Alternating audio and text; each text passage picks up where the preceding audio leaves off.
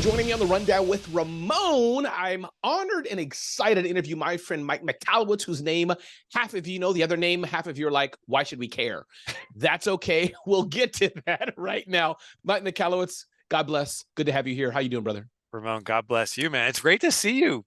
Thank you. Good to be Yeah, seen. usually it's on the road we see each other in somewhere. It's Yes, rarely that we meet up in New Jersey, even though we're in the same state. yes, We're we could probably neighbors. yell, and I think you're 20 minutes Probably. from me, but it's all Yeah, good. That shows the true admiration for what we're doing. So, Mike, you have a new book coming out, All In. I What do. book is this? And before, what book is this? What number is this?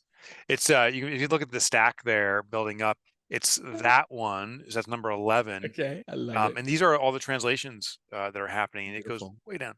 I love it. Number 11, number 11. So, Mike, before we begin to talk about the book All In, who is Mike Michalowicz? For the few who may not know the name Mike Michalowicz, I do and millions of others do, but break down a bit. Start from where you've been, where you're at. The short story is who you are, what Sure, brought you here today for All In. Recap, who's Mike Michalowicz? sure. I think it's the majority of people who have no clue who I am, and I totally get it. I mean, but here's who I see myself as: Okay. someone that's extremely passionate about entrepreneurship. That's why I have my sign there. I have it in every office I work to eradicate entrepreneurial poverty. So many entrepreneurs struggle, and I have had as an entrepreneur. And I committed about 15 years ago because of a traumatic event to reinvestigate everything I understood about entrepreneurship or didn't understand, to find out what works, codify it, document it, put it into a book. If it works for me, maybe it'll work for others. So Profit First is my most popular book. Hopefully All In will be up there with the others, but I've written now, this is my 11th book, and I'm on a mission to help entrepreneurs run successful, sustainable, healthy, growing businesses. I love it. I'm gonna have to buy a new bookshelf because a lot of my bookshelf is full of Mike Michalowicz. The other authors are jealous. I can hear them screaming at me, Ramon, what about us? Ramon. I'm like, Well, Mike sorry. just keeps mailing me more and more books. He drives down to my house. Like, he pretends to be an Amazon delivery guy. And I'm like, here's your order of All In again. I love it. I love it. So, Mike, what's All In about? Who's it for? What's inside of All In? What's it about? Talk to us. It's for business leaders. And this one is the first time I extend outside of small business. So the subtitle is How Great Leaders Build Unstoppable Teams. How this came about, Ramon, is interesting. For the first time in my life, I started speaking to a community that you speak with, these larger corporations too. And I got a call. I won't say the company. This is the Fortune 500. And they said, hey, we want to interview you at our offices to ask you how to recruit employees. And I'm like, why would you ask a small business guy? And they said, we've noticed that small business is underfunded. They don't have the same benefits, yet they are able to draw top talent, A players, whatever the label is. How do they do it? Because we want to do that. And that became this epiphany, is that you can recruit, retain, and raise the bar for your organization without it being about compensation. It's a component, but it's not the primary consideration. There's all these other elements. And I documented all those components that make extraordinary teams. And it's led by extraordinary leaders. So you have to be that first, and it shows you how to be that person. I love that. Before we dive into more inside of it, why do you think there's not, I don't want to get political at all here, I can, but why do you think there's so much a fight to have the number on Indeed and other sites? Just curious, side point, but there was that fight of put the salary number, make it open, transparency. Yeah. Is that a separate issue, Mike, than that? Or were they fighting the wrong battle? Or is that just, am I totally off base? I was just curious, why is that? Well, salary is a legit concern, and it has to be consideration for everyone. Imagine I have the dream job, and then you come to interview, and I say, well, there's no compensation, by the way. There's everything else. It's a dream. You kind of whisper it, by the way, we have no money to pay you. Yeah. By the way, you're going to be bankrupt personally, but you're going to love this job.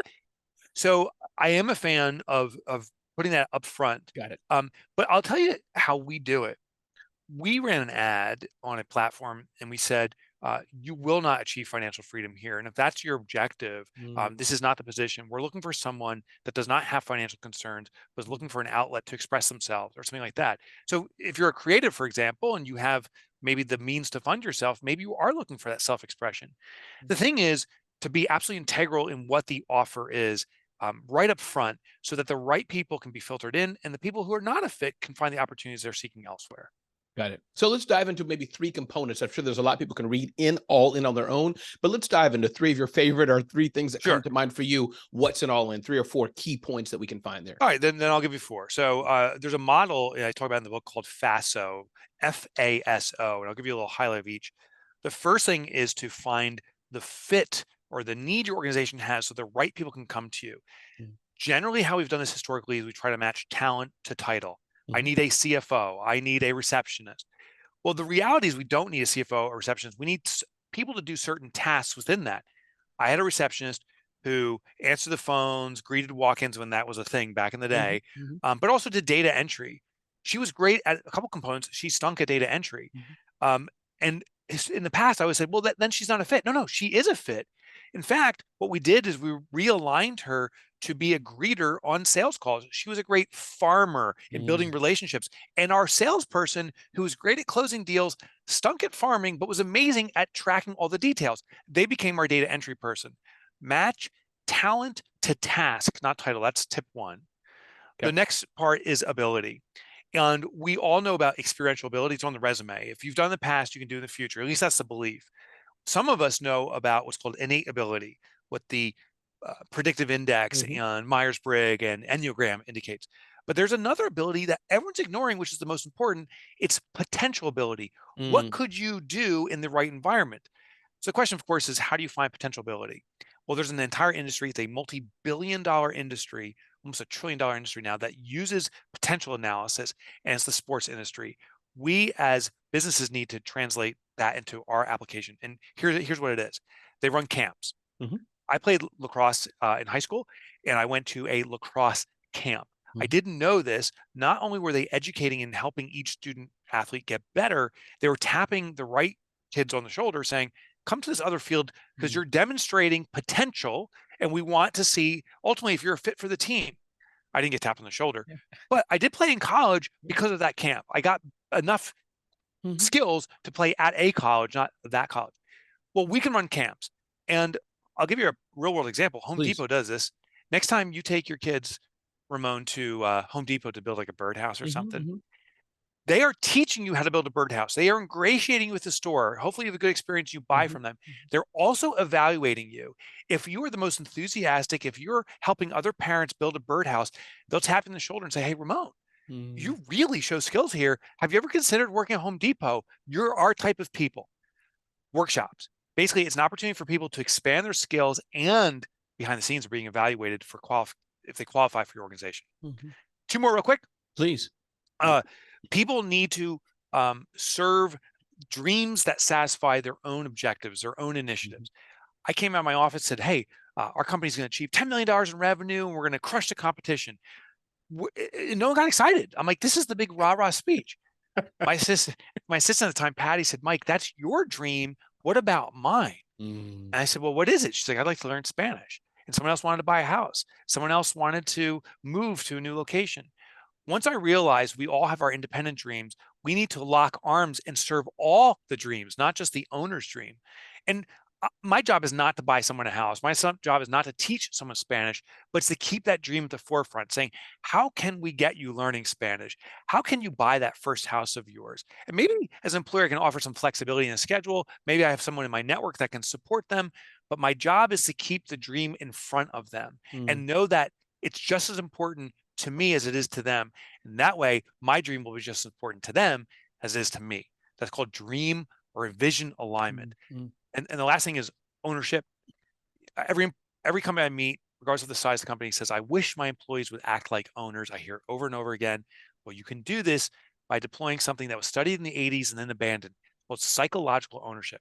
Psychological ownership is where we have a sense of ownership, even though we don't legally own something. How you do this is like think about owning a car in that you own as opposed Mhm. to a rental. When you Mhm. rent a car, you're forced to comply and we seek to defy. So if I rent it from Hertz, the Mhm. second I leave the DMZ, the Mhm. lights are flashing. Yeah. I will peel out in the parking lot. I'll skid into the parking lot. You punch down on the gas pedal. But a car that I own, I won't treat that way. Now, here's the thing. I don't own my car. The bank does. I'm making my payments. They own it legally. But I have control over it. I Sure. decide when I want to use it, where I can put it.